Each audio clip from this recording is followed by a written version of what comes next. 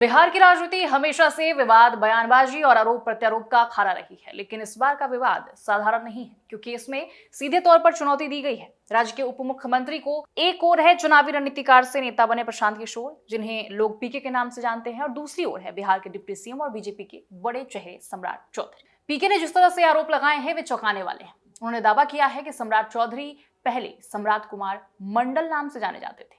उनके मुताबिक सम्राट पर एक समय हत्या जैसे गंभीर अपराध का मुकदमा दर्ज था। इतना ही नहीं, उन्होंने उनकी शैक्षणिक योग्यता पर भी सवाल खड़े कर दिए। लोग जानते भी हैं कि इनका नाम था राकेश कुमार, बाद में हुआ राकेश कुमार उर्फ सम्राट चौधरी। ये पूरी सच्चाई नहीं है। इनका ओरिजिनल नाम है सम्राट कुमार मौर्य।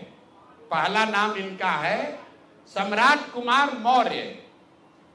1998 में इन पर एक मर्डर का इल्जाम लगा।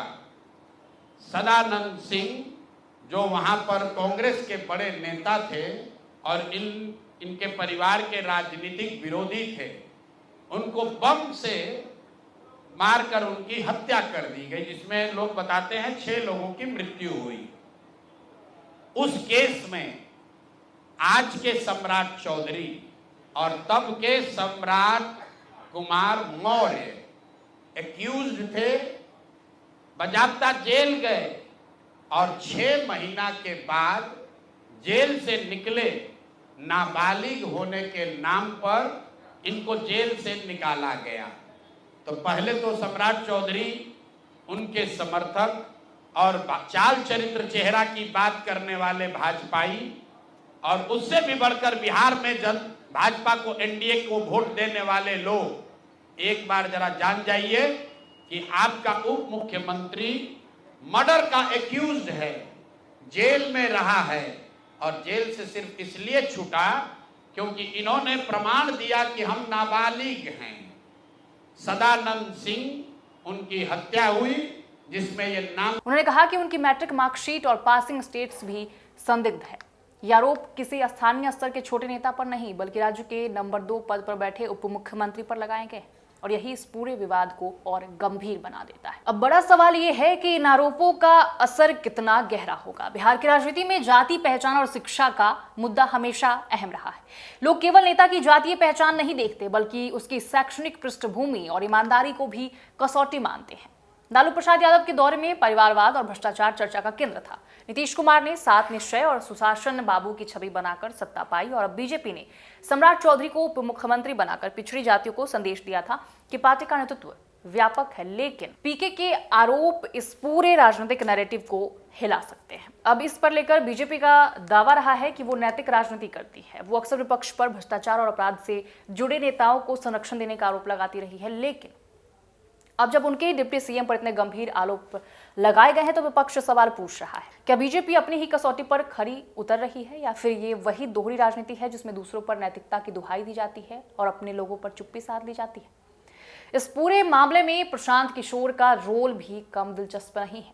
वे लंबे समय से चुनावी रणनीतिकार रहे हैं। उन्होंने नरेंद्र मोदी से लेकर ममता बनर्जी और नीतीश कुमार तक के लिए चुनावी अभियान बनाए, लेकिन अब वे बिहार में जन संवाद यात्रा के जरिए जनता से सीधा संपर्क कर रहे हैं।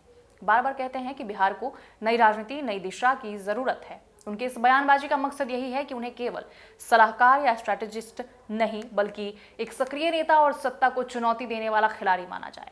सम्राट चौधरी पर हमला इसी रणनीति का हिस्सा है, यानी सबसे बड़े पदाधिकारियों पर सवाल उठाकर खुद को वैकल्पिक चेहरा पेश करना। लेकिन ये खेल इतना आसान भी नहीं है। बीजेपी और सम्राट चौधरी को अब इन आरोपों का जवाब देना होगा। अगर वे चुप रहते हैं तो जनता के बीच संदेह गहराता जाएगा। अगर वे जवाब देते हैं तो उन्हें ठोस सबूत पेश करने होंगे, और अगर ये आरोप सही साबित हुए तो बीजेपी की साख पर गहरा धब्बा लगेगा। याद रखना होगा कि बिहार की जनता नेताओं की शिक्षा और छवि को लेकर बेहद संवेदनशील है। पहले भी डिग्री विवाद ने कई नेताओं को परेशान कर रखा है। राजनीति विश्लेषकों का मानना है कि पीके का ये हमला सिर्फ व्यक्तिगत नहीं है बल्कि रणनीतिक है। दरअसल सम्राट चौधरी को बीजेपी ने डिप्टी सीएम बनाकर पिछड़े वर्गों और युवाओं में पैठ बनाने की कोशिश की। तो अब अगर उनकी पहचान, नाम और शिक्षा ही सवालों के घेरे में आ जाए तो बीजेपी का पूरा कैलकुलेशन बिगड़ सकता है। यहाँ एक और दिलचस्प पहलू है। बिहार की राजनीति में जातीय समीकरण सबसे अहम होते हैं। सम्राट चौधरी कुशवाहा समाज से आते हैं जो एक बड़ी राजनीतिक ताकत है। बीजेपी उन्हें आगे करके इस वर्ग को साधना चाहती है, लेकिन अगर उनकी छवि विवादित होती है तो इसका असर पूरे वोट बैंक पर पड़ सकता है। दूसरी ओर प्रशांत किशोर इस तरह के मुद्दे उठाकर उन मतदाताओं को संदेश दे रहे हैं जो नई राजनीतिक और पारदर्शिता को तलाश रही है। इस विवाद से एक और संकेत मिलता है कि बिहार की राजनीति अब फिर से व्यक्तिगत छवि बनाम पार्टी की छवि लड़ाई और बढ़ रही है। सम्राट चौधरी पर लगे आरोप चाहे सही हो या गलत, लेकिन जनता के बीच सवाल उतना ही पार्टी की साख को चुनौती देने के लिए काफी है। अब देखने वाली बात यह होगी कि बीजेपी अपने डिप्टी सीएम का बचाव कैसे करती है। क्या पार्टी उनके बचाव में खड़ी होगी? क्या सम्राट चौधरी खुद खुलकर अपने अतीत और शैक्षणिक योग्यताओं के बारे में स्पष्टीकरण देंगे, या फिर ये विवाद आने वाले दिनों में और बड़ा हो जाता है? स्पष्ट है कि एक मामला केवल एक व्यक्ति की डिग्री का या नाम का नहीं है। ये मामला जनता के विश्वास का है। ये मामला सत्ता की नैतिकता और राजनीति की पारदर्शिता का है, और यही वजह है कि ये मुद्दा आने वाले दिनों में बिहार की राजनीति को हिला सकता है। तो ऐसे में निष्कर्ष यही है कि प्रशांत किशोर का ये हमला उन्हें एक नए स्तर का नेता बनाता है, जो सवाल पूछ सकता है, जो चुनौती दे सकता है और सत्ता को असहज कर सकता है।